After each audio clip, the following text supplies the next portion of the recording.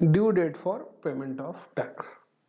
तो normal case में तो 20 तारीख है अगले महीना का GSTR 3B के थ्रू, ठीक है।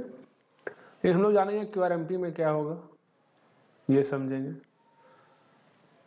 QRMP के अंदर due date of tax payment क्या होगा, ये थोड़ा सा कॉम्प्लेक्स क्या कहे, थोड़ा सा बस अलग तरीके से है, समझ में आ जाएगा, बहुत ईजी लगेगा। ऐसा कुछ हार्ड एंड फास्ट रूल नहीं है इसमें समझने में।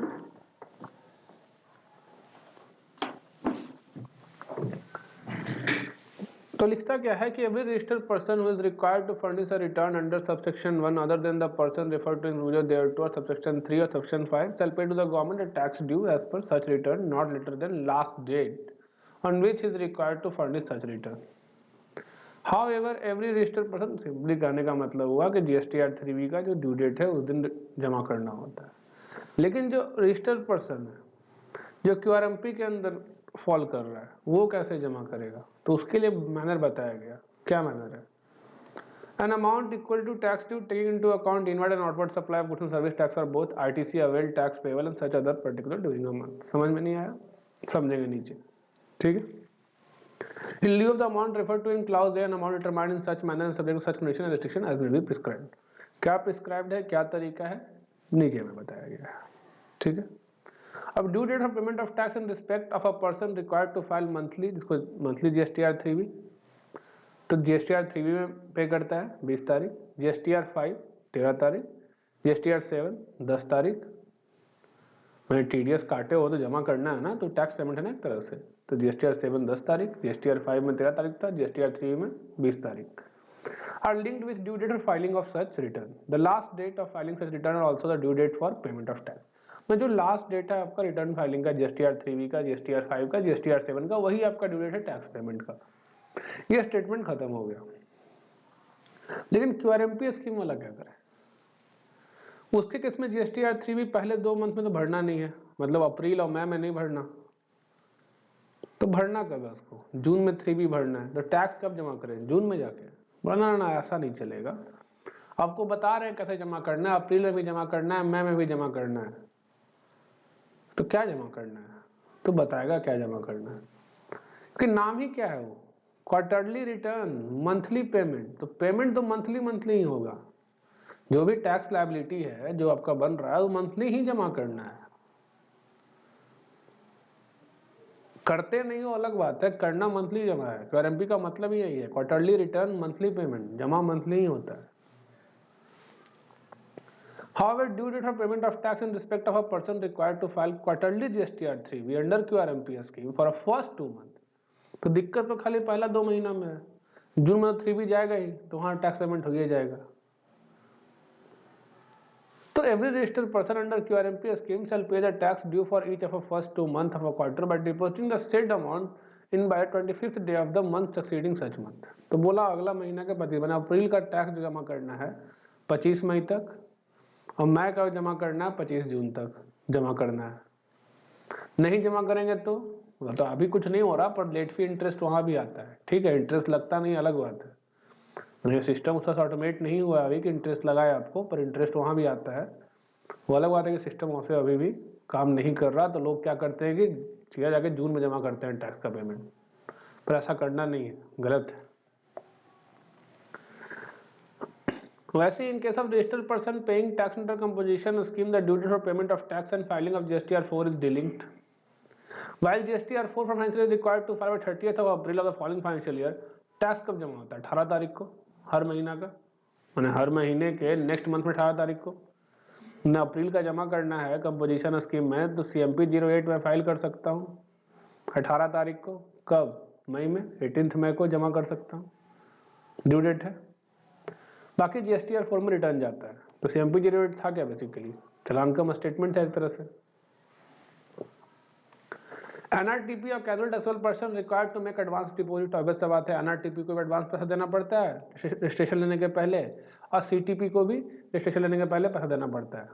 पर कुछ और लायबिलिटी बना तो फिर देना पड़ता है, ऐसा नहीं लायबिलिटी देना नहीं है। ये नहीं कि मैंने जमा के वादे में बना कहा 1 लाख मैंने जमा कर दिया, तो मैं ये कहूँ कि सर हो गया ना, अब टैक्स लायबिलिटी बनेगा नहीं मेरा। अगर मेरा टैक्स लायबिलिटी 1,20,000 हो गया तो 20,000 जमा करना पड़ेगा ना यार, ठीक है, तो 20,000 वो जमा करना है, ऐसा नहीं करना है। तो रजिस्ट्रेशन के पहले जमा हो जाता है तो उसका आप यूटिलाइज कर सकते हैं जब तक एग्जॉस्ट ना हो जाए।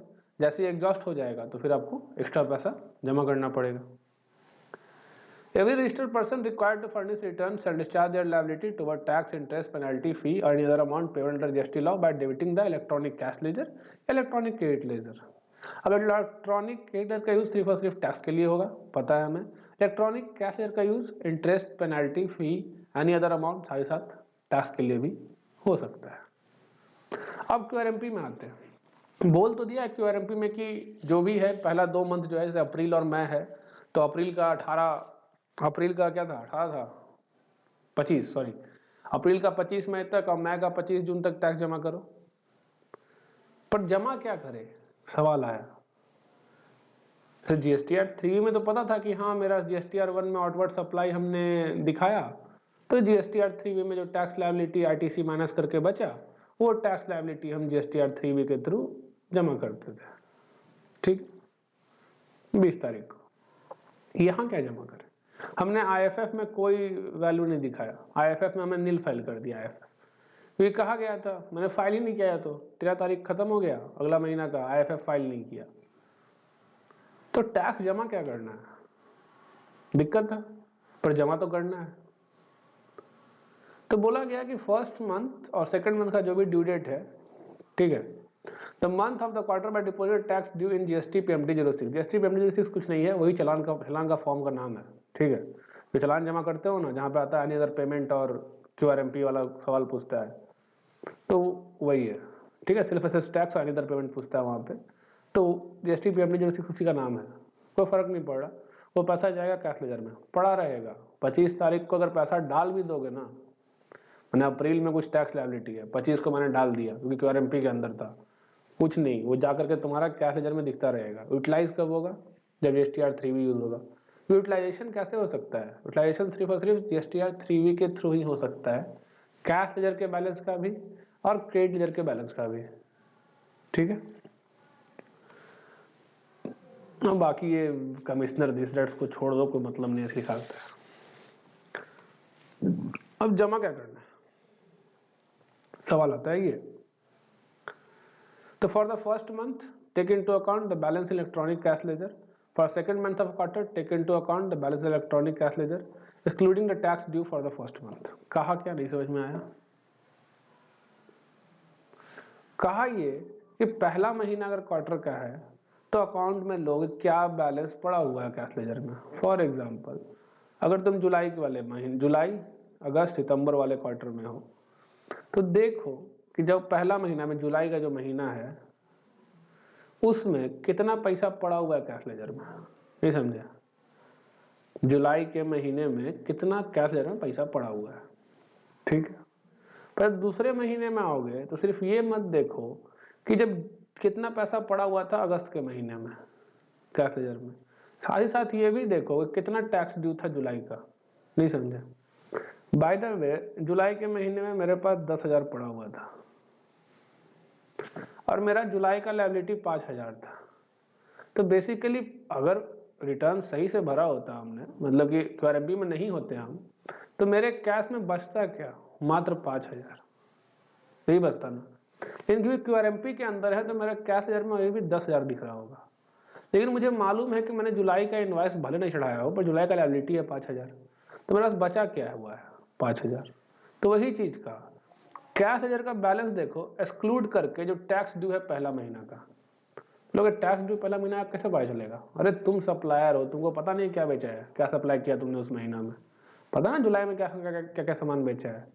जब तुम्हें पता है जुलाई में क्या क्या सामान बेचा है, तो ये भी पता है कैश लेजर में पड़ा हुआ जो पैसा है उसमें से इतना पैसा उसमें यूटिलाइज होगा, तो जो बचेगा वो अगस्त महीने का बैलेंस है कैश लेजर का। समझ में आ गया क्यों कर रहे हैं, ये समझ में आएगा आगे जब पैसा जमा करने के लिए कहा जाएगा ना कि हर शुरू के 2 महीने में पैसा जमा करना है आपको, तो उस कैलकुलेशन में तुमको देखना पड़ेगा इस चीज को। At the time of filing the return for a said quarter in Form GSTR 3B, the amount deposited by registered person in the first 2 months of quarter shall be debited। अब इस बात है कब यूटिलाइज होगा ये, तो पहला 2 महीना जो हमने उसमें डाला है डेबिट कब होगा, जब GSTR 3B भरेंगे क्वार्टर के लास्ट मंथ में। ठीक है। This amount debited solely for the purpose of offsetting the liability furnished in the quarter from GSTR 3B. However, any amount left after filing that quarter from GSTR 3B may either be claimed as refund or may be used for any other purpose. कहने का मतलब पैसा कुछ बच गया, GSTR 3B हमने भरा, tax हमने जमा कर रखा था पहले से, यूटिलाइज कर लिया, कुछ पैसा बच गया कैश लेजर में, तो अगर रिफंड का चैप्टर आगे आएगा तो वहाँ पर इलेक्ट्रॉनिक कैश लेजर में अगर पैसा एक्स्ट्रा पड़ा हुआ है तो आप रिफंड ले सकते हैं, या फिर उसी पड़ा रहने दें और फिर उसका यूटिलाइज करेंगे कब, अगला महीना। अभी जुलाई के महीने में 10,000 रुपया कैसे पड़ा हुआ था, जून के महीने में यूटिलाइज होने के बाद 10,000 रुपया बचा होगा, वही पड़ा हुआ होगा, आया समझ में, हमने जमा किया होगा तो पड़ा हुआ है, समझ गए। अब पेमेंट कैसे करना है, ये जो मंथली पेमेंट करना है क्यूआरएमपी के अंदर, ये जो मंथली पेमेंट करना है, करना कैसे है, मतलब दो तरीका है तुम्हारे पास, एक तो है फिक्स्ड सम मेथड, एक है सेल्फ असेसमेंट मेथड। बोला पहले बताइए फिक्स्ड सम मेथड क्या है। तो फिक्स सम मेथड बोलता है, tax payer choose this option, a facility is available on the GST portal for generating an auto generated pre-filled चालान, खुद ही एक चालान बन के आ जाएगा, ठीक है। चालान अमाउंट सिस्टम अपने कैलकुलेट कर लेगा और एडिटेबल नहीं होगा, कैन नॉट बी एडिटेड। तो बोला फिक्स सम मेथड है क्या बेसिकली, तो बोला कुछ नहीं, कहा 35% ले लेगा काची का, tax paid in cash in the return for the proceeding quarter. कहने का मतलब अगर बात कर रहे हो अप्रैल मई का, अप्रैल मई या जून का, ठीक है, और हमको अप्रैल में टैक्स जमा करना है एग्जांपल के तौर पे, तो बोलेगा पहला वाला क्वार्टर कौन था, तो बोला पहला वाला क्वार्टर जनवरी मार्च था। जनवरी मार्च में कितना जमा किया तुमने कैश, टैक्स में, कैश में कितना टैक्स पे किया था, क्रेडिट लेजर का यूज नहीं, टैक्स में, कैश में, बोला टैक्स में पे किया था 10,000, तो ठीक है, तो अप्रैल महीना में 3500 जमा कर दो, 35% ऑफ 10,000, आया समझ में।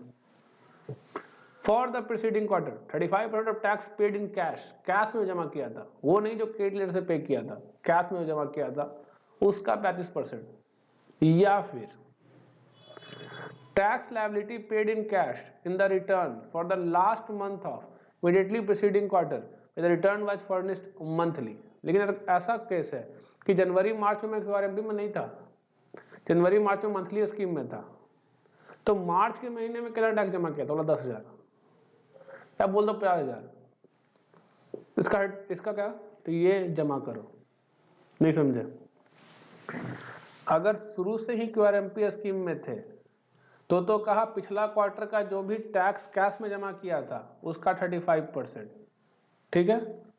लेकिन अगर पहले क्यूआरएमपी में नहीं थे, ये पहला मंथ है, ये पहला क्वार्टर है क्यूआरएमपी का, नहीं समझे, ये पहला क्वार्टर है क्यूआरएमपी का तुम्हारा, तो कहा जो नॉर्मल स्कीम में जब तुम थे, जो नॉर्मल स्कीम में थे, तो जो लास्ट महीना जो था तुम्हारा जस्ट क्यूआरएमपी में आने से पहले, उसमें क्या टैक्स पे किया तुमने कैश में, वो जमा कर दो, समझ गए। लिखा ना where the return was furnished monthly, मतलब क्या, नॉर्मल स्कीम में थे, समझ में आ गया। Tax liability paid in cash, जो भी कैश में जमा किया था, in the return for the last month of the immediately preceding quarter when the return was furnished monthly, समझ में आ गया। तो ये था फिक्स्ड सम मेथड, 35% 2 क्वार्टर में जमा, मतलब 2 मंथ में जमा करो, या फिर ये वाला फॉर्मूला यूज करो, अगर पहला बार क्यूआरएमपी में आए हो तो पिछला महीना जो पिछला क्वार्टर था उसका लास्ट महीना जो था उसमें जो टैक्स पे किया था वो जमा करो, फुल टैक्स, वहां कोई 35% नहीं है, समझ में आ गया। तो ये तो तब है जब नया नया क्यूआरएमपी में आए, और ये कब है, जब क्यूआरएमपी में ही थे, समझ में आ गया। ये कब है, न्यू टू क्यूआरएमपी, जब आप क्यूआरएमपी स्कीम में नए नए आए, और ये क्या था, क्यूआरएमपी में ही थे, ठीक है।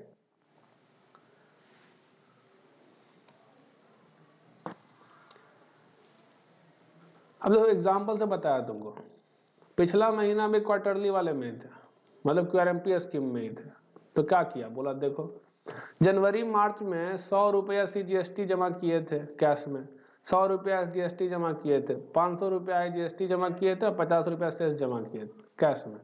तो अप्रैल मई में क्या करेंगे, 35, 100 का 25%, 100 का 25%, 500 का 25% और 50 का 22%, ये हम जमा करेंगे, समझ गए। ईच ऑफ द मंथ, अप्रैल में भी इतना जमा करना पड़ेगा, मई में भी जमा करना पड़ेगा, यही है तुम्हारा फिक्स्ड सम मेथड, यहाँ सम फिक्स्ड है, समझ में आया। सिस्टम को पता है ना, क्या पता है जनवरी मार्च में क्या जमा किया हो, सिस्टम को पता है, तो खुद 35% निकाल दे देगा तुमको। कहा ना यहाँ पे, क्या कहा था यहाँ पे, prefilled challan can not be edited, कहा था ना।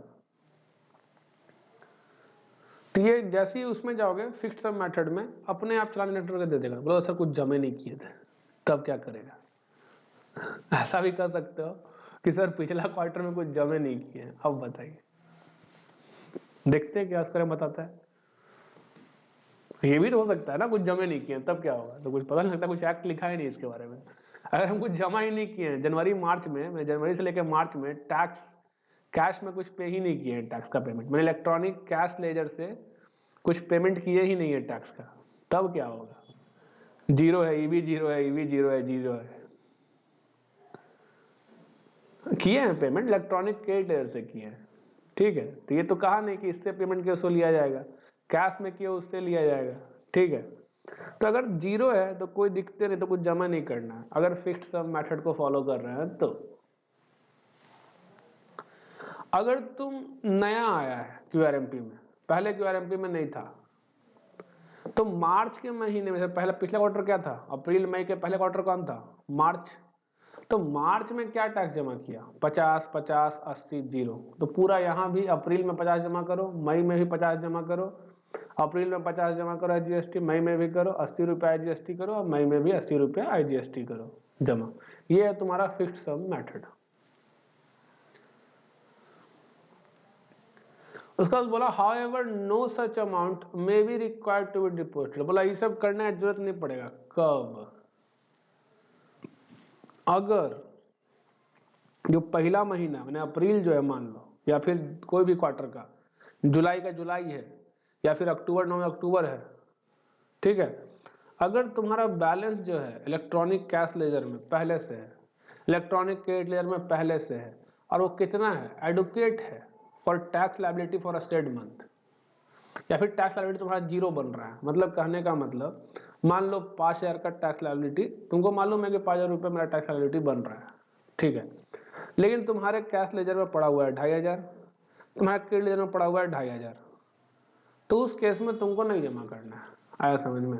तो वही चीज कहा गया, अगर तुम्हारे पास पहले से कैश लेजर में पैसा है, क्रेडिट लेजर में पैसा पड़ा हुआ है, तब नहीं जमा करना है, तब फिक्स मेथड का कोई जरूरत नहीं है, या कोई पैसा जमा करने का जरूरत ही नहीं है, ठीक है। सेकेंड मंथ का बात करें, माने मई का बात करें, या अगस्त का बात करें, या नवंबर का बात करें, तो कहा गया where the balance in the electronic cash ledger electronic credit ledger is adequate for the cumulative tax liability for a first and second month. कहने का मतलब ये हुआ कि तुम्हारा लायबिलिटी जो है 2 महीने का 20,000 रुपये है, और तुम्हारे क्रेडिट लेजर और कैश लेजर में सेकंड मंथ में चेक करना है, फर्स्ट मंथ में, सेकंड मंथ में फिर चेक करना है। फर्स्ट मंथ पहले चेक हो गया, ठीक था, नहीं था तो जमा करोगे तो पैसा होगा ही। अब सेकंड मंथ में फिर चेक करेंगे तो बोलेंगे यार 5,000 रुपये तो पिछला महीना का था, ठीक है, अभी क्या 20,000 रुपया है मेरे पास, नहीं समझे। मान लो अप्रैल में था लायबिलिटी 5,000 तो पड़ा हुआ था, मई में चेक किया लायबिलिटी 20,000, और चेक किया देखे इलेक्ट्रॉनिक क्रेडिट लेजर में 20,000 रुपया पड़ा हुआ है मेरे। तो जब तक टैक्स लायबिलिटी तुम्हारा जीरो है, मतलब कोई चालान जनरेट करना तुमको नहीं पड़ता, अगर नॉर्मल स्कीम में भी रहते तो कोई चालान जनरेट नहीं करना पड़ता, क्यों? क्योंकि मेरे पास पैसा पड़ा हुआ था, चाहे क्रेडिट में चाहे कैश लेजर में। वही चीज कहा where there is a nil tax liability, तो उस केस में पैसा जमा करने का कोई जरूरत नहीं है, समझ गए। तो क्यूआरएमपी स्कीम में पैसा कब नहीं जमा करना है, अगर कैलकुलेशन करके वो पता चल रहा है कि अगर हम नॉर्मल स्कीम में रहते और रिटर्न भरते तो हमको कोई पैसा नहीं जमा करना पड़ता, क्योंकि पहले से पैसा जमा है, या फिर पहले से मेरे पास क्रेडिट है उतना, तो उस केस में भी आपको फिर यहाँ पर भी जमा करने का जरूरत नहीं है।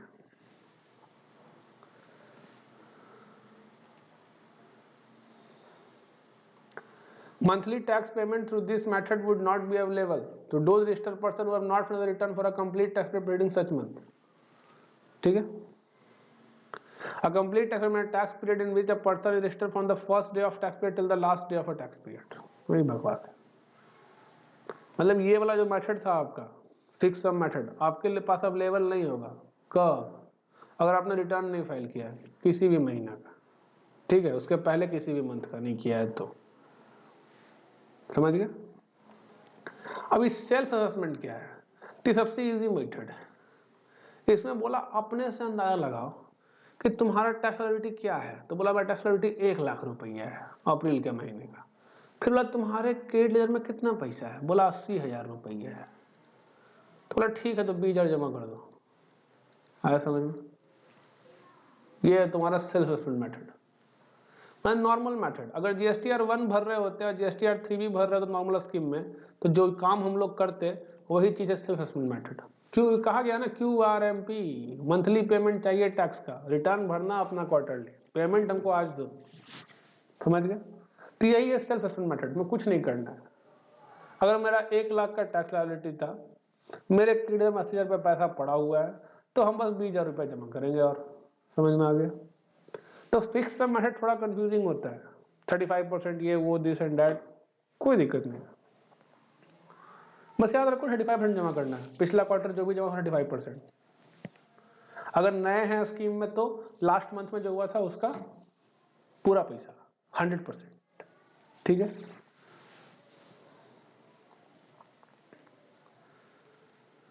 अब आप फ्री हैं, जो ऑप्शन अच्छा लगे लीजिए, और उसके बाद GSTR 3 भी यूज करके आपका जो भी होगा सेटलमेंट अपना होगा।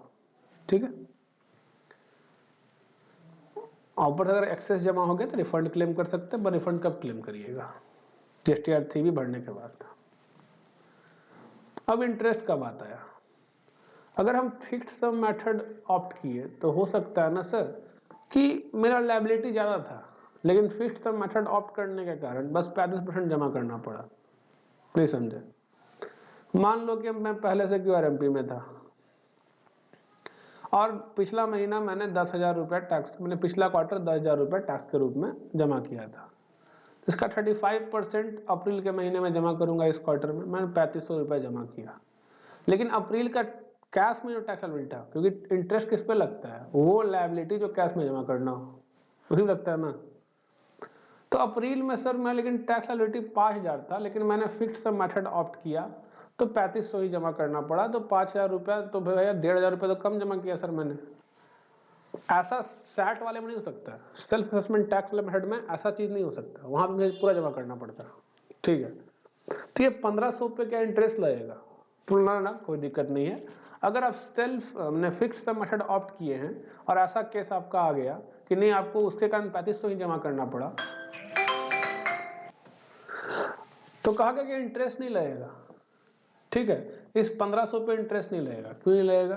क्योंकि मैंने सर फिक्स सा मेथड ऑप्ट किया जो आपने ही कहा था। किसने कहा था? सरकार ने कहा था। तो फिर क्यों इंटरेस्ट दो? हाँ, लेकिन ड्यू डेट को ये जमा हो जाना चाहिए 3500, मैंने 25 मई को। अगर 25 मई को जमा नहीं हुआ तब तो इंटरेस्ट लगेगा। समझ गए? No interest payable in case tax due is paid in the first 2 months of a quarter by way of depositing auto calculated fixed sum amount by the due date. In other words, if while furnishing return in form gesture it is found that in any or both of the first 2 months of the quarter the tax liability of the creditor on supplies made received was higher than the amount paid in challan, then no interest would be charged provided the deposit system calculated amount for each of the first 2 months and discharge their entire liability for the quarter in form GSTR 3। मैंने उसी को बस ऐसे repeat कर दिया बड़ा करके। कहने का मतलब सिंपल है, जब मैंने सर जो आपने कहा मैंने वो फॉलो किया तो फिर काचे का इंटरेस्ट दूं मैं आपको? ठीक है? आपने कहा ना बस 35% जमा करो। सर मैंने पैसा पिछला मैं 10,000 रुपये कैश में जमा किया था, तो उसका 35% होता है सर 3500, बट लायबिलिटी मेरा अप्रैल का 5,000 था, तो मैं क्या कर सकता हूँ? मैंने लॉ फॉलो किया ना, तो इंटरेस्ट का चीज दूंगा? नहीं दूंगा, कोई चीज लिखा हुआ है। एग्जाम्पल आइए पढ़ते हैं। Registered person who has opted for QRMP scheme has paid total amount of 100 in cash as tax liability in previous quarter. तो अब इस महीना कितना देगा? 35 रुपया देगा, और बस सब बात है 100 का 35%। अब 35% जो दिया 35 रुपया दिया, ईच ऑन 25 फरवरी 25 मार्च को जमा कर दिया खुशी खुशी। ठीक है? मैं जनवरी का जमा कर दिया 25 फरवरी को, और फरवरी का जमा कर दिया 25 मार्च को। In his return for the quarter, it is found that liability based on the outward and inward supply जनवरी का 40 रुपया था, तो 5 रुपये का इंटरेस्ट लोगे हमसे। फरवरी का 42 था, तो 5 और 7 रुपये का इंटरेस्ट लगेगा? नहीं लगेगा। क्यों? क्योंकि मैंने फिक्स सम मेथड से ऑप्ट किया था, आप ही ने कहा था, एक्ट ने कहा था, आप ही ने लिखा है, मेरा गलती नहीं है। अगर मैंने टैक्स, लेकिन अगर मैंने सेल्फ असेसमेंट मेथड यूज किया और तब नहीं जमा किया तब इंटरेस्ट लगेगा। ठीक है? तो ध्यान रखना। Registered person who has opted for QRMP scheme 100 रुपया, फिर वही चीज 35 रुपया जमा कर दिया, ठीक है। फरवरी मार्च मतलब वही जनवरी फरवरी का लायबिलिटी निकला कितना, is return for a quarter found total liability for a quarter net of available credit 125, but he file return on 30 April.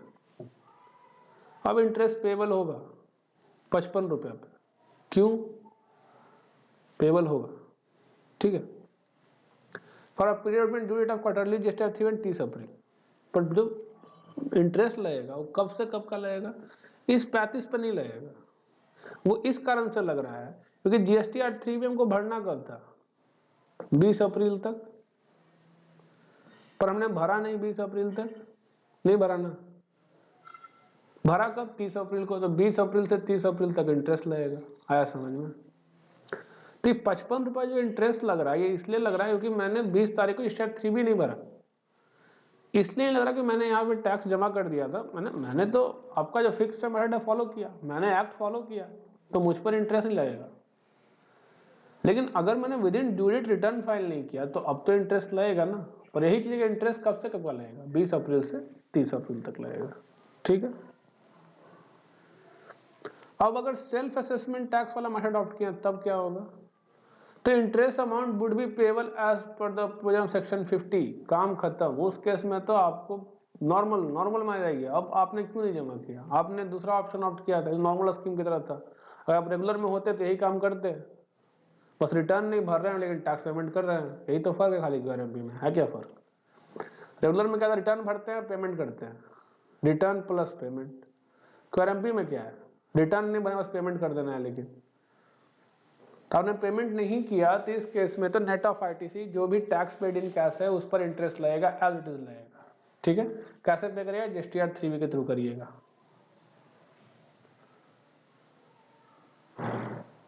Interest amount would be payable as per provision 50 for the tax or any part thereof which remain unpaid, paid beyond the due date for the first 2 months of a quarter. Interest payable if any salary paid through form GSTR 3B. It is clarified that no late fee is applicable for delay payment in tax in first 2 months of a quarter. Late fee नहीं है पर interest तो है, ठीक है। Late fee का चिका होगा, late fee नहीं रहता है यहाँ पे। अगर आपने 25 मई को नहीं जमा किया, जैसे अप्रैल का 25 मई हो गया और मई का 25 जून हो गया, तो यही चीज बोल रहा है। अगर आपने 25 मई 25 जून को नहीं जमा किया लेकिन by the way GSTR 3B में जाकर के 20 जुलाई को जमा कर दिया, तो उस केस में आपको लेट फी नहीं लगेगा। लेट फी GSTR 3B पे है, वो लगेगा, वो बाद में इसमें और भी बियॉन्ड लेट कर दो लेट फी लगेगा। यहाँ पे ये टैक्स नहीं जमा करने पर लेट फी नहीं लगेगा, लेट फी नहीं लगेगा, इंटरेस्ट लगेगा उस पर, ठीक। तो छूट है तो किसमें है, फिक्स सम मेथड में छूट है। अब आ गया अदर रिटर्न और स्टेटमेंट। तो सबसे पहला है फर्स्ट रिटर्न। अब ये फर्स्ट रिटर्न क्या है, तो फर्स्ट रिटर्न उस इंसान के लिए है ना जो रजिस्ट्रेशन का इसका ग्रांट ऑफ सर्टिफिकेट जो है, date of grant of certificate वो कुछ और है और डेट इफेक्टिव रजिस्ट्रेशन कुछ और है। नहीं समझा? Where a person become liable to registration after his turnover crosses the threshold limit, he may apply for registration within 30 days. पता है तुमको, 30 दिन के अंदर अप्लाई कर सकता है। अगर वो 30 दिन के अंदर अप्लाई कर दिया तो उस केस में उसका जो इफेक्टिव डेट ऑफ रजिस्ट्रेशन होगा वो क्या होगा, the date he become liable for registration हो जाएगा। तो अब होता क्या है कि उस पीरियड में तुमको बताया गया था पहले कि रिवाइज टैक्स इनवॉइस भी इशू करने का रहता है, पढ़ा था हम लोगों ने उस पीरियड के लिए, समझ गए। तो वही चीज लिखा, registration during the intervening period such person might have made the outward supply. अब सब बात है, एग्जांपल के तौर पे मैं 1 अप्रैल को लाइबल हो गया, मैंने 20 अप्रैल को अप्लाई कर दिया और सर्टिफिकेट मुझे 30 अप्रैल को मिल गया। उसमें दिक्कत क्या है, सर्टिफिकेट मिला 30 अप्रैल को, तो मतलब GSTN मिला 30 अप्रैल को, पर इफेक्टिव रजिस्ट्रेशन क्या है 1 अप्रैल। तो यहां से लेके यहां तक में कुछ ना कुछ सप्लाई हुआ होगा। अब इस सप्लाई को शो कैसे करें, तो वही है फर्स्ट रिटर्न। क्योंकि जब ये सप्लाई मैंने किया 1 अप्रैल से 30 अप्रैल तक, मैं लायबल था, मैं 20 लाख का टर्नओवर, 20 लाख का जो थ्रेशोल्ड लिमिट था क्रॉस कर चुका था। इसके बाद हर एक रुपया जो मैं बेच रहा था उस पर जीएसटी लगना चाहिए था, पर मेरे पास जीएसटीएन था नहीं, तो जीएसटी मैं कैसे जमा करता। अब जीएसटीएन आ गया, तो अब इस पीरियड के बीच में मुझे जो भी सप्लाई मैंने किया है उसके लिए मुझे रिटर्न भरना, उसका नाम है फर्स्ट रिटर्न। आया समझ में? वही जो रिवाइज टैक्स इशू करेंगे उसको कहाँ चढ़ाएंगे? फर्स्ट रिटर्न में चढ़ाएंगे। ठीक है। Now, in order to enable such a registered person to declare a taxable supply made by him for a period between the date on which he become liable to registration, the date on which registration has been granted, so that ITC can be availed by recipient on such supply, firstly, a registered person may issue revised tax invoice. समझ गए? Against the invoice already issued during the set period within 1 month. पढ़ा था हमने ये चीज revise tax invoice के बारे में। From the date of issue of certificate of registration. Further, section 40 provided registered person shall declare his outward supply made during the said period. मैंने इस पीरियड सप्लाई हुआ है वो फर्स्ट रिटर्न में furnish करेगा। अगर तुम रजिस्ट्रेशन लोगे ना वॉलंटरी के अलावा, लायबल फॉर रजिस्ट्रेशन में लोगे तब, ज़्यादातर वॉलंटरी लेते होगे, वो मालूम मेरे को जहाँ तक उम्मीद है, ज़्यादातर रजिस्ट्रेशन तुमने वॉलंटरी ही लिया होगा। ठीक है, तो वहाँ पे फर्स्ट रिटर्न नहीं आता है। जब लायबल फॉर रजिस्ट्रेशन में रजिस्ट्रेशन लोगे ना तो वहाँ फर्स्ट रिटर्न तुमको दिखेगा अपने आईडी पे। ठीक है, तो फर्स्ट रिटर्न भरना पड़ेगा। फर्स्ट रिटर्न नॉर्मल जैसा अपना जीएसटीआर 1 जीएसटीआर 3 भी है वैसा ही दिखता है, कुछ ऐसा नहीं है। जीएसटीआर 8 कौन भरेगा? पता है तुमको, ईसीओ भरेगा। किसके लिए भरेगा? टीसीएस जो काटा है उसके लिए भरेगा। अब आते हैं जीएसटीआर 9, 9A, 9B। ठीक है, अब इसके बारे में समझेंगे अच्छा से। क्यों? क्योंकि इसका समझने में बहुत लोग को मिसकंसेप्शन है और मैं बार बार बोलता भी रहता हूँ इसके बारे में, इसलिए इसको समझाऊंगा अच्छा से। ऐसे ज़्यादा बड़ा नहीं है, अभी समझ सकते हो। अब समझो, जीएसटीआर 9, 9A, 9B कहा गया, ये है एनुअल रिटर्न। ये होता है compulsory return, compulsory return, mandatory return. तो 2 करोड़ का एग्जाम्पशन जो सुनते हैं सर मार्केट में, notification, by notification it will be exempted. अगर नोटिफिकेशन नहीं आया किसी साल तो क्या मानेंगे हम लोग? जैसे कि 23-24 नोटिफिकेशन आ चुका है तो एग्जाम्प्ट है 2 करोड़ तक, लेकिन 24-25 का क्या मांगे चलेंगे हम लोग? एग्जाम्प्ट नहीं है। क्यों? भरना पड़ेगा, सबको भरना पड़ेगा। क्यों? नहीं है एग्जाम, नहीं लिखा है एक्ट ने ऐसा कि एग्जाम्प्ट है, 2 करोड़ का लिमिट है। कैसे? ये line, all registered person are required to file an annual return. कहीं लिखा है 2 करोड़ का लिमिट है?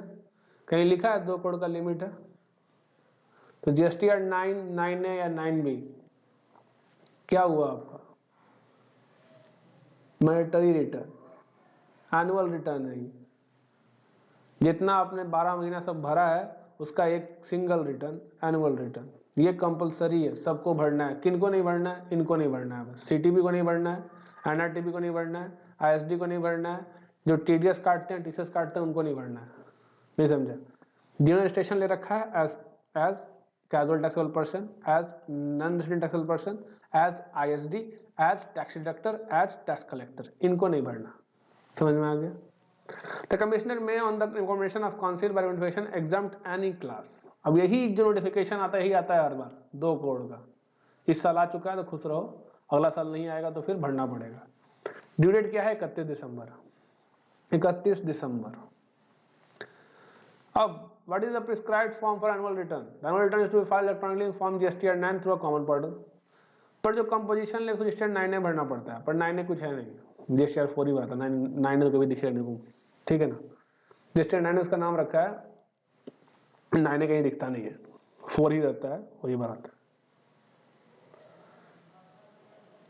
4 ही भराता है, 9 नहीं होता है। खोल के देख सकते हो, किसी कोई भी कंपोजिशन सप्लायर का जाकर देख लेना खोल के, GSTR 4 ही दिखेगा तुमको, 9 नहीं दिखेगा। समझ गए? तो कंफ्यूज मत होना। अब it may be noted that an issue required to collect tax at source has to file an annual statement referred to in section 32(5) in form GSTR 9B 8 to be notified। तो इसलिए यहाँ से eco हटा नहीं है। ठीक है, यहाँ पे ईसीओ है, अगर टीसीएस काटा है तो उसको रिटर्न नहीं भरना पड़ता। लेकिन ध्यान दो, इसमें और यहाँ पे फर्क क्या है, मैं भी कंफ्यूज हो गया। यहाँ पे जब ECO as a tax collector registration ले रखा तो उसका बात किया है। ठीक है, और यहाँ पे उसी का बात किया। ईसीओ रजिस्ट्रेशन ले रखा है एज अ टैक्स कलेक्टर, अगर टैक्स पेड जब लेगा तो रिटर्न भरेगा ही, तब क्या भरेगा, जीएसटी 9 भरेगा और क्या भरेगा। तो ये 9B क्या है, तो 9B अब तक आया नहीं है, जिस दिन आ जाएगा उस दिन टीसीएस जो कलेक्ट करता है उसको 9B भरना पड़ेगा, ठीक है, एनुअल रिटर्न में 9B भरना पड़ेगा। समझ में आ गया। अब आते हैं सेल्फ सर्टिफाइड रिकॉन्सिलेशन स्टेटमेंट। अब एक आता है 9C, नाम सुना होगा, उसका नाम है 9C। ये है रिकॉन्सिलेशन स्टेटमेंट।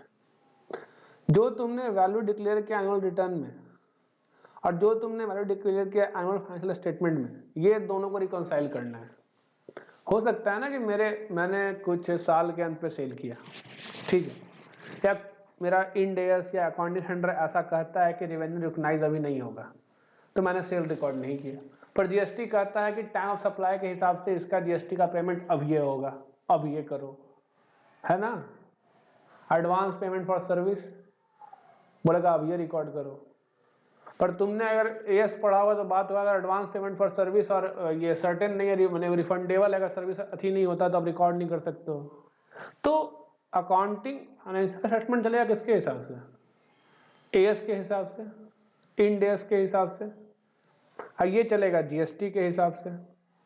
तो इन दोनों के बीच में कुछ डिफरेंसेस आ सकते हैं, तो उन डिफरेंसेस को बताने के लिए आया फॉर्म 9C। आया समझ में। तो फॉर्म 9C में हम लोग डिफरेंसेस बताते हैं। फॉर्म 9C भरना कैसे है उसके लिए पूरा वीडियो है, देख सकते हो अगर इच्छा हो तो। प्रैक्टिकल इनसाइट करके प्लेलिस्ट है, उसमें जाओगे तो 9C में भरना क्या है, और 9C का जो पोर्टल वैलिडेशन का प्रॉब्लम है उसके लिए भी वीडियो है कि अगर एरर आता है तो उसको सही कैसे करना है। तो वहाँ जाके अगर इच्छा हो कि 9C को देखना हो कैसे भरना है या उसमें जो एरर है उसको सही कैसे करना है, तो वहाँ जाके उस वीडियो में चेक कर सकते हो। प्लेलिस्ट का नाम है प्रैक्टिकल इनसाइट, ठीक है। तो प्रैक्टिकल इनसाइट में जाओगे तो तुमको वीडियो मिल जाएगा, शुरू में ही है दोनों वीडियो। मैंने फर्स्ट ही लेक्चर था उसका, मैंने फर्स्ट वीडियो था इस सीरीज का, तो वहाँ मिल जाएगा। तो 9C समझ में आया क्या है, क्योंकि बुक फॉलो कर रहा है क्या, एएस, इंड एएस और अपना जीएसटी फॉर जीएसटी एक्ट। अब दोनों में आ गया डिफरेंस, तो बताना पड़ेगा ना डिफरेंस क्या है सर मेरे बुक्स में ऐसा दिख रहा है, क्या है यार मेरे जीएसटी में ऐसा दिख रहा है, उसको जानना है, तो ये बताने का तरीका है 9C। अब 9C में टर्नओवर का लिमिट दिया गया है, 9C कहीं भी कंपलसरी नहीं था। 9C में कहा गया सब रजिस्टर्ड पर्सन को भरना है 9C, ठीक है, लेकिन तब भरना है अगर उसका aggregate turnover during a financial year, not a proceeding, during a financial year. मैंने कहा 24-25 का बात करें, 24-25 का ही हो रहा है, 23-24 का नहीं देखना है, 24-25 देखना है। फाइनेंशियल ईयर एक्सीड 5 करोड़, अगर 5 करोड़ से ज्यादा का टर्नओवर है तभी भरना है 9C। इन लोग को तो नहीं है भरना, किसको, CTP, NRTP, ISD, tax deductor, tax collector को नहीं भरना है। फॉर्म कौन सा है, फॉर्म जीएसटीआर 9C उसका नाम ही है। तो उसका बेसिकली है क्या, वो सेल्फ सर्टिफाइड रिकॉन्सिलेशन स्टेटमेंट। मैंने आप बता रहे हैं सरकार को कि सर मेरे बुक्स में ऐसा क्यों है और मेरे जीएसटी में ऐसा क्यों है, क्या कारण है इन दोनों के बीच डिफरेंस का, ठीक है।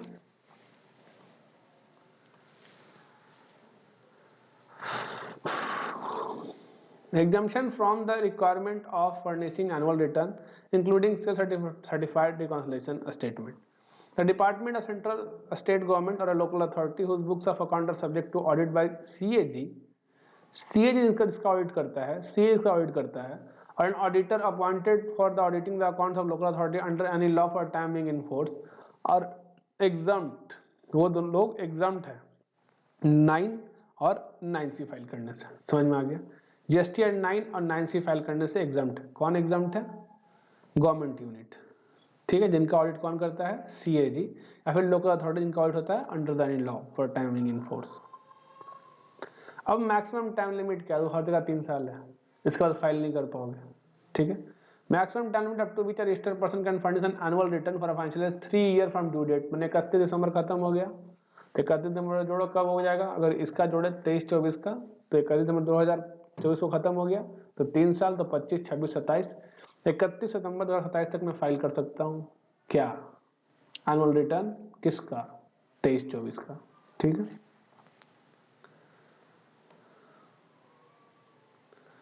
अब जीएसटीआर 10 ये क्या होता है, अगर तुमने कैंसिलेशन लिया, ये यहां भी बहुत लोगों ने गलती कर रखा है।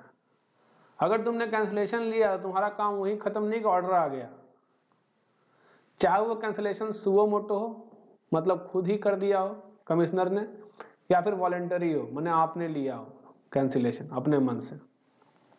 आपको GSTR 10 भरना होता है विद इन 3 मंथ। कब से?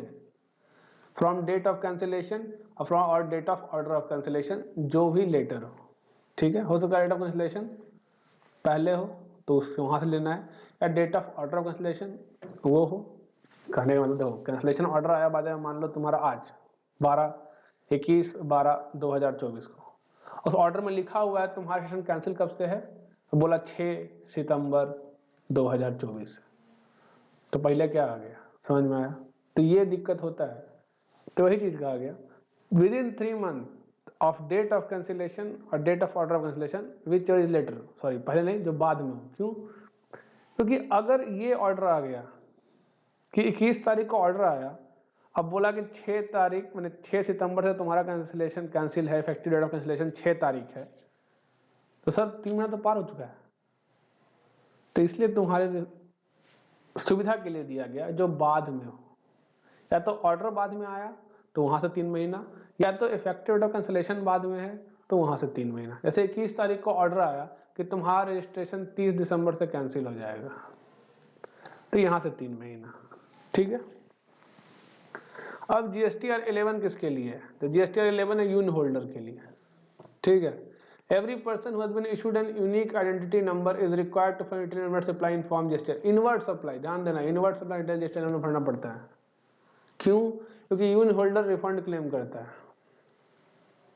Such person shall furnish the detail of those inward supply of taxable goods and or service on which refund of taxes has been claimed in form GSTR 11 along with applicable application for such refund claim। अब यून किसको मिलता था? वही UNESCO वाला body जो था, UNO का बॉडी सबको मिलता था यून नंबर। When यून is issued for a purpose other than refund of taxes paid, such person will furnish the detail of inward supply of taxable goods and service as may be prescribed by the proper officer in form GSTR 11। अगर refund का purpose other than refund, refund का case नहीं है, तो अगर proper officer को लगता है तो फाइल करना है, ठीक है। मे be required by the proper officer, मैंने मैंडेटरी नहीं है। GSTR 5 है OIDR सर्विस देने वाला, ठीक है। किसको? Every registered person providing OIDR services from a place outside India to a person in India other than registered person. क्यों? अगर रजिस्टर्ड पर्सन को देगा तो क्या हो जाएगा? RCM। मतलब मैं अगर सर्विस लेता हूं किसकी? यूट्यूब की, मैं अनरजिस्टर्ड पर्सन हूं, मैं यूट्यूब का सर्विस ले रहा हूं, तो उस केस में यूट्यूब क्या करेगा? यहां आके रजिस्ट्रेशन ले अपना काची के अंदर OIDR की तरह रजिस्ट्रेशन ले और उसके बाद टैक्स पे करे। तो कौन सा फॉर्म यूज करेगा? बोला फॉर्म GSTR 5 यूज करेगा by 28th day of month succeeding the calendar month और पार्ट देयर ऑफ, ठीक है। अगर कोई बिजनेस एक्टिविटी नहीं है तो भी GSTR 5 फाइल करना ही करना है। ऐसा नहीं GSTR 5 आप नहीं फाइल कर सकते, GSTR 5 मैंडेटरी रिटर्न है, फाइल करना ही करना है। समझ में आ गया? मतलब सर्विस कोई भी सर्विस, जैसे मान लो कोई भी यूनिट, बहुत सारे गूगल ड्राइव यूज करते हो, ठीक है, तो वहाँ दिए पैसा तुम, अब तुम पैसा दिए, तुम अनरजिस्टर्ड हो, तुम होते अगर रजिस्टर्ड तो RCM में हो जाता लाइबल। तो तुम जब रजिस्टर्ड नहीं हो, अनरजिस्टर्ड हो, तुम गूगल का सर्विस लिए, सरकार कहता है आओ गूगल बाबा यहाँ आओ, रजिस्ट्रेशन लो हमारे इंडिया में, खुद आओ या किसी पर्सन को रखो जो तुमको रिप्रेजेंट करे, नहीं है तो अपॉइंट करो किसी को तुमको रिप्रेजेंट करे, और रजिस्ट्रेशन लेगा और वो पैसा जमा करेगा GST का। क्योंकि सर्विस मेरे देश में दे रहे हो। आया समझ में? कौन सा फॉर्म भरोगे? तो GSTR 5 भरोगे। समझ गए?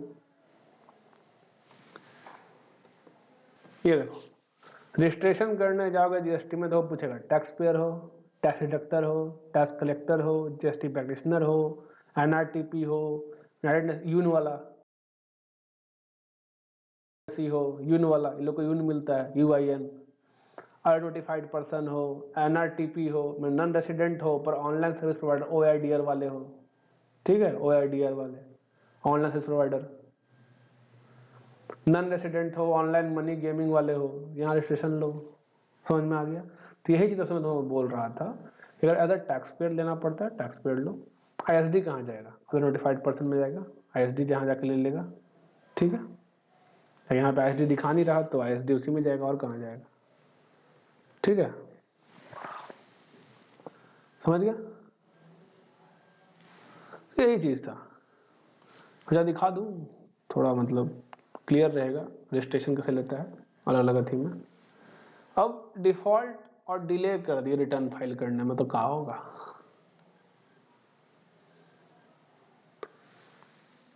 Notice in prescribed form issue होगा। 46 में आता नोटिस, पता लिख के आता section 46, return defaulter file due return. A notice in prescribed form is issued electronically to a registered person who failed to furnish return under section 39 में GSTR 3B, GSTR 9, ठीक है। सेक्शन 45 फाइनल रिटर्न, ठीक है। Section 52 TCS statement. अब जो notice आता है वो तुमको देगा 5 दिन का समय कि 5 दिन में फाइल कर दो, ठीक है। नहीं करोगे टैक्स अथॉरिटी खुद असेस करेगा under section 62 by proper officer, भले कुछ करता नहीं अलग बात है, लिखा हुआ है तुम्हें जानना है बस। तो अगर नोटिस आ गया तो विदिन 15 डेज खुद फाइल कर दो, नहीं तो प्रॉपर ऑफिसर अपना असेस करेगा टैक्स तुम्हारा, साथ इंटरेस्ट और पेनल्टी असेस करके तुमको बताएगा। लेट फी क्या है नहीं फाइल करने पे, ठीक है।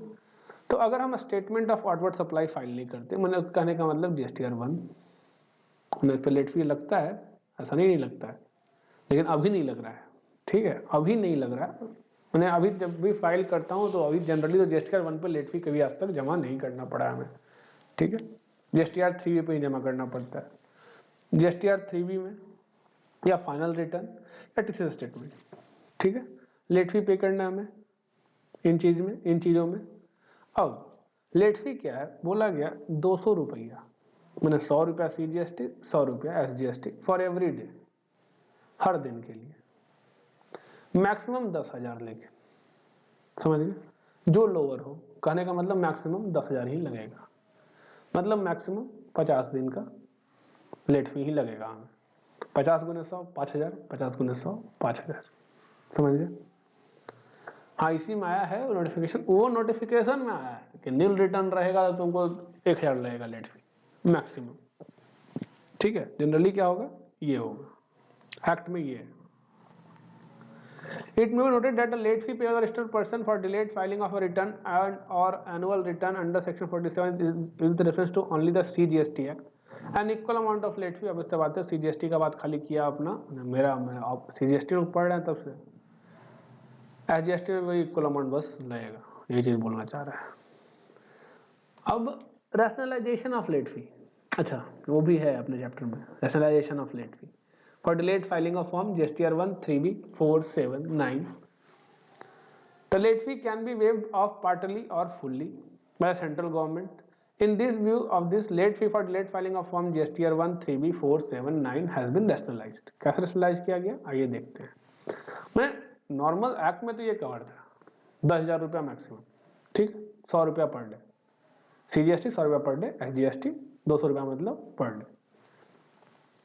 पर्सनलाइज किया गया, कैसे किया गया, बोला गया अगर registered person who have nil outward supply in tax period whose total amount of tax payable in the GSTR 3B is nil as the case may be, उस केस में मैक्सिमम 250 रुपया ईच अंडर CGST SGST में 500 रुपया लगेगा, 20 रुपया per day, ठीक है, मतलब 100 की जगह 10 रुपया पर डे हो गया। तो फिर यहाँ 50 दिन का हिसाब है, 50 गुने 10 50 गुने 10 मतलब 50 दिन का ही लगेगा लेट फी, पर 50 गुने 10 हो गया, ठीक है, मतलब मैक्सिमम 500 रुपया लगेगा। वही एनुअल रिटर्न के लिए कहा गया registered person other than those covered in one above whose aggregate turnover is less than or equal to rupees 1.5, को 1.5 करोड़ से कम है प्रीसीडिंग फाइनेंशियल ईयर में, तो उसको 2,000 रुपया मैक्सिमम है। GSTR 9 के लिए मैक्सिमम 1,000 2,000 कहा गया, ऐसा नहीं इसी का पार्ट है,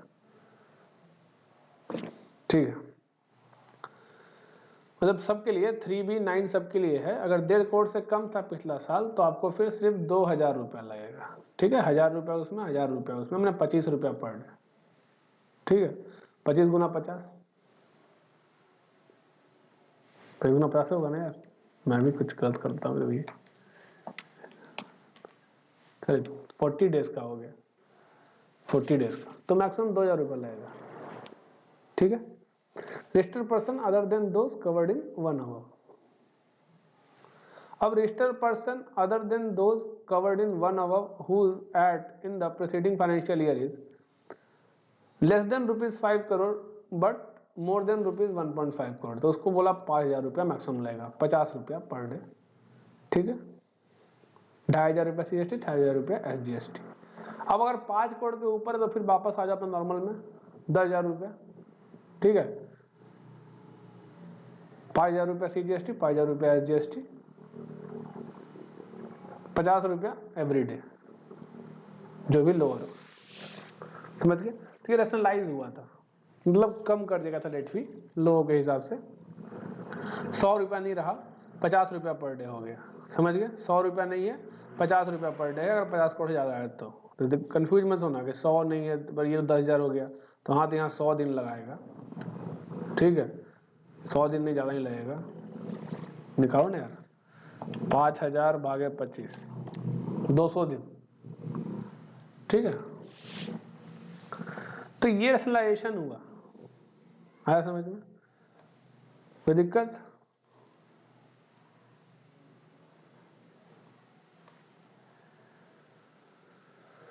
तो delayed filing of GSTR 1 and GSTR 3B के लिए ये था।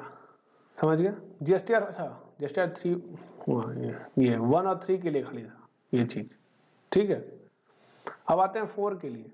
4 के लिए भी बताया गया कि अगर नील फाइल करते हो तो 250 रुपया, 250 रुपया मतलब मैक्सिमम 500 रुपया, 20 रुपया पर डे। लेकिन अगर नील फाइल नहीं करते हो तो एक सेम चीज 2,000। ठीक है, 1,000, 1,000, 50 रुपया, 25 रुपया पर डे CGST, 25 रुपया पर डे SGST।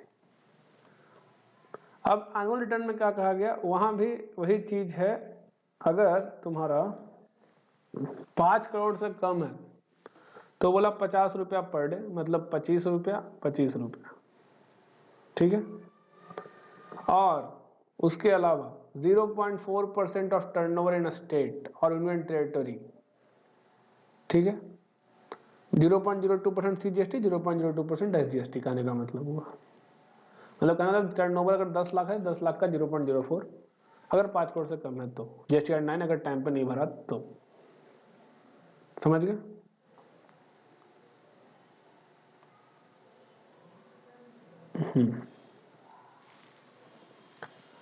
दूसरा, registered person having following aggregate turnover, अगर 5 करोड़ से ज्यादा है पर 20 करोड़ से कम है तब कहा गया 100 रुपया per day, maximum 0.04%, which ever is lower. तो मैक्सिमम लेट फी क्या लग रहा है 9 में? 0.04%, उससे ज्यादा लेट फी नहीं लगेगा। यहाँ फिर कहा गया 20 करोड़ के ऊपर हो तो 200 रुपया पर डे, 100 रुपया CGST, 100 रुपया SGST, 0.050%। ठीक है, तो 0.04 से यहाँ बढ़ गया 0.50% आ गया, 0.25, 0.25। ठीक है, ये काफी इंपॉर्टेंट है, अपने ग्लैंड को प्लान कर सकते हो करके, क्योंकि बहुत लोग का लेट फी जो कैलकुलेट किया 9 के अंदर, उसमें क्या किया है कि 50 रुपया पर डे से ले लिया। अब GSTR 7 लेट फाइल करेंगे तो क्या होगा, तो बोला 50 रुपया पर डे। ठीक है, 25 रुपया CGST, 25 रुपया SGST, मैक्सिमम 2,000। अब goods and service tax practitioner, ये कौन है, ये क्या है, इसके बारे में हम लोग आराम से इत्मीनान से कल पढ़ेंगे। ऐसे कुछ है नहीं इम्पोर्टेंट, ये एग्जाम पॉइंट ऑफ व्यू से वो इम्पोर्टेंट नहीं है।